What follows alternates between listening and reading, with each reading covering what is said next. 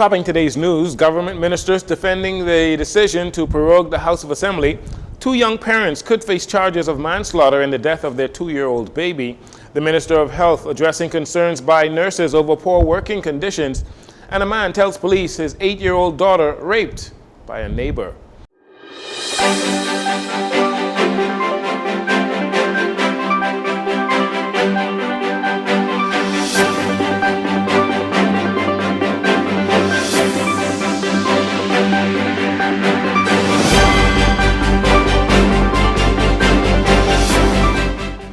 Good evening, Bahamas. Jcn Saunders here. This is your JCN Evening News. It is a pleasure to have you join us.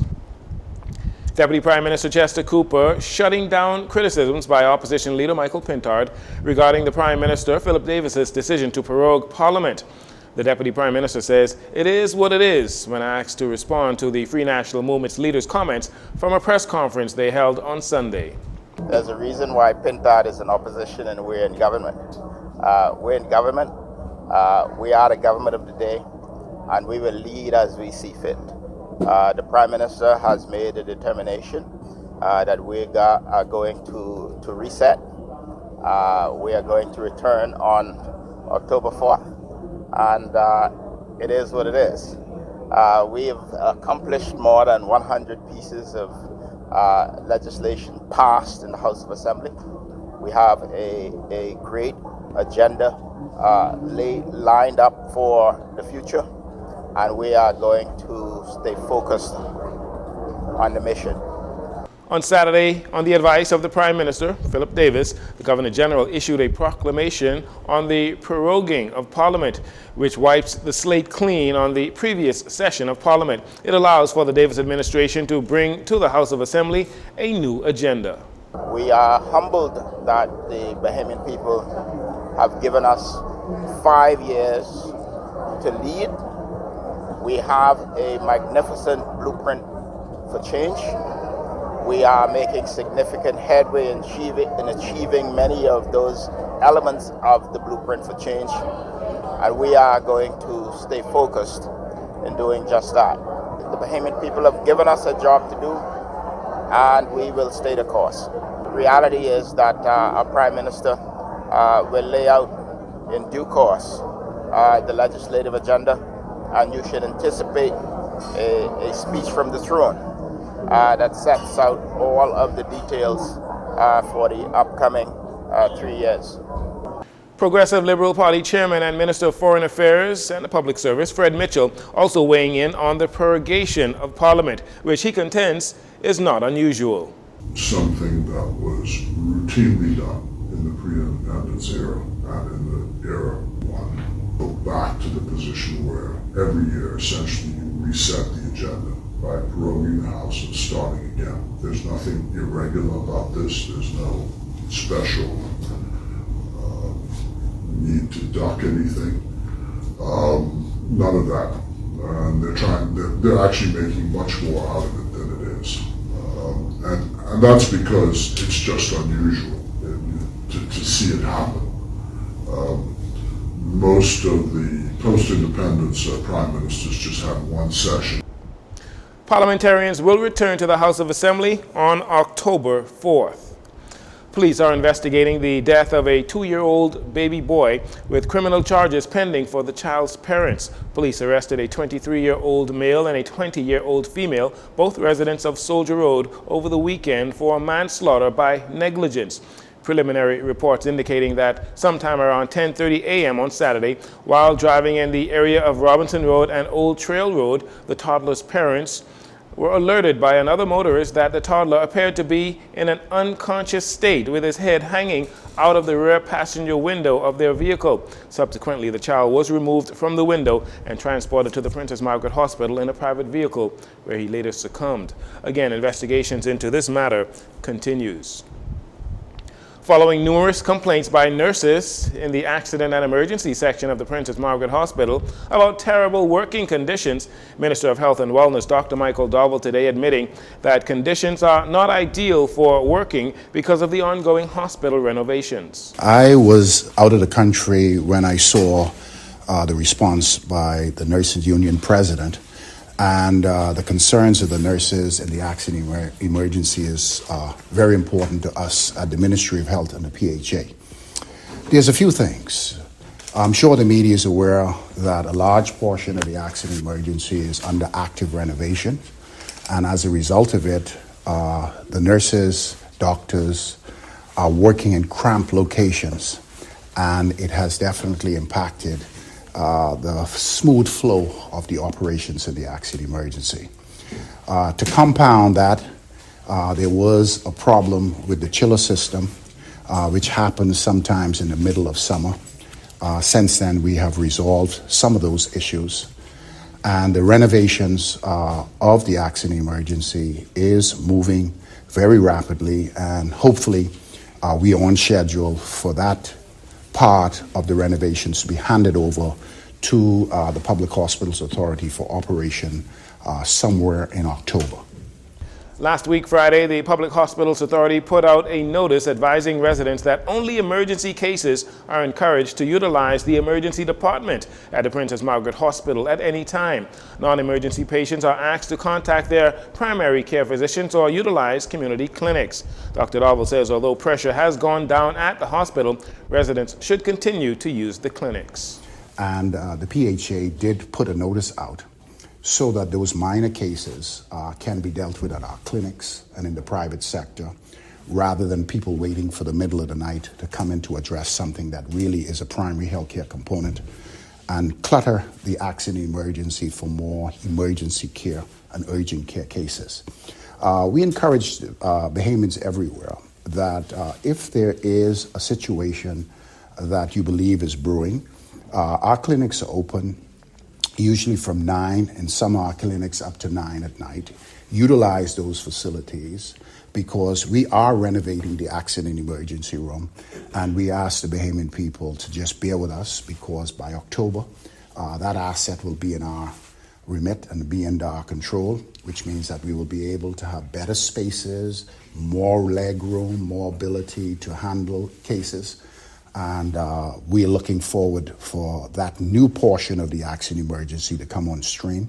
Dr. Darville believes following the completion of renovations, the quality of service will be improved and physicians as well as nurses will have a more productive work environment.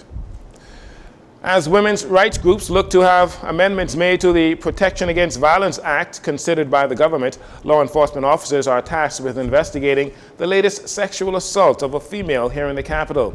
An 8-year-old girl, the latest victim. The child, a resident of Strawflower Road in Montel Heights, was allegedly sexually assaulted on Monday. Preliminary reports indicate that sometime around 4 p.m., the child's father reported to officers at the South Central Police Station that his daughter was sexually assaulted by their neighbor. Aggressive investigations continue into this matter as police, the government officials, and the wider community continues to express concerns over the increase in sexual assaults so far this year. Minister of Social Services Obi Wolscombe hosted a Protection Against Violence Act forum with multiple female leaders who expressed their concerns with the new act.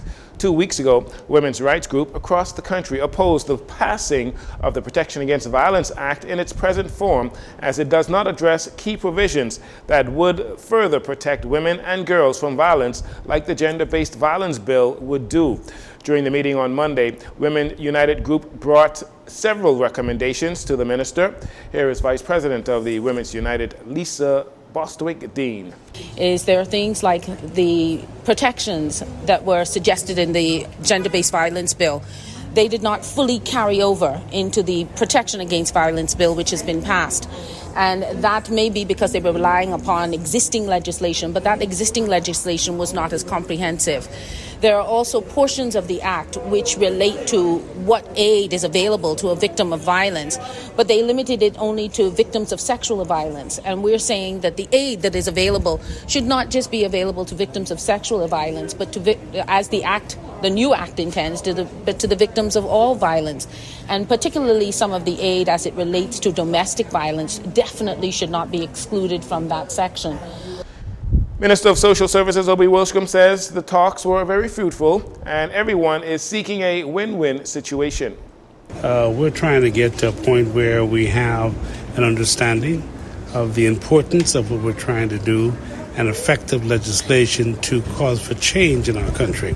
We're all on the same page.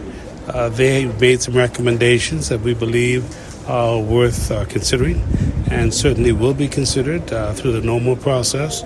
We'll come back within a couple of weeks and discuss with them again and move forward to ensure that once the new session of Parliament begins, we could bring any necessary amendments that we must.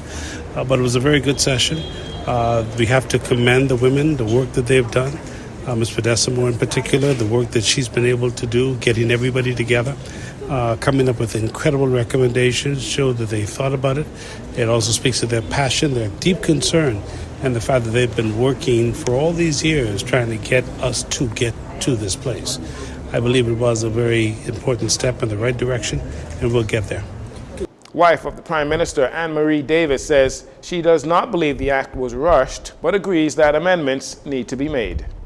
To me, it's an improvement and a great step in the right direction to what we want to address. Even if one or two items may have been missing, or some people think something else should be in there because of other experiences they've seen or know about, or things that they believe should be addressed as well. Fine, I agree with it, because the world is changing so much, and there are so many different aspects of violence that you're seeing, so many ways that we can solve things. No man is an island, and so I think our government will welcome changes, and I would welcome all the advocate groups to bring forth their changes that they would wish to see for discussion. I myself would love to see it. I don't mind that at all. Ms. Bostwick-Dean says she is hopeful that this situation has helped government learn that there is valuable input from organizations as well as individuals. And finally, in this segment, with the reopening of the new school year just weeks away, the Ministry of Education, Technical and Vocational Training is holding its annual Public School Administrators Conclave in the Atlantis Ballroom. On Monday, Minister of Education Glenys Hannah Martin revealed the ministry's plans to strengthen technical and vocational components to meet the educational needs of all students. Efforts are underway to strengthen the technical and vocational stream of the curriculum to capture and stimulate those students who are technically motivated and talented. Very soon we will announce the commencement date of the construction of the new Polytechnic Institute. This site will serve as an upskilling hub for Bahamian students, providing increased opportunities for the development of career and technical education skill sets.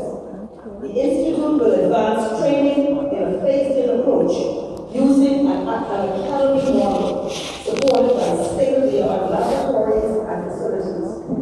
Construction subject matter experts will provide training for students in computer-aided drafting, HVAC, tile laying, and roofing. The introduction of the Institute will center on the Academy of Construction, inclusive of the trade and technology, IT, to aid the trade. Deputy Prime Minister and Minister of Tourism, Investments and Aviation, Chester Cooper, who was a teacher for 2 years, encouraged the educators to stay focused on the vision of excellence in helping students to gain skills needed to contribute to nation building.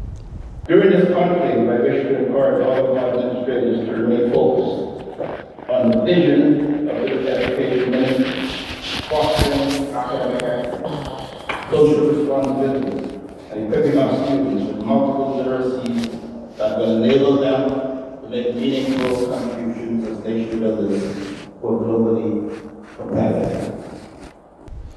School is scheduled to reopen on Monday, August 28th. We'll take a break here. We'll be right back after these commercials.